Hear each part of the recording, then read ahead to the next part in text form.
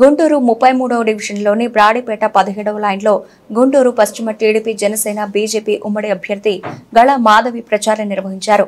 ఈ సందర్భంగా స్థానిక ప్రజలు గళ మాధవికి జన నీరాజనాలు పలికారు. ఎక్కడికెళ్లినా ప్రజలు ఆశీర్వదిస్తున్నారని, 5 ఏళ్లుగా వైసీపీ స్థానిక సమస్యలు పట్టించుకోకుండా గాలికి వదిలేసిందన్నారు.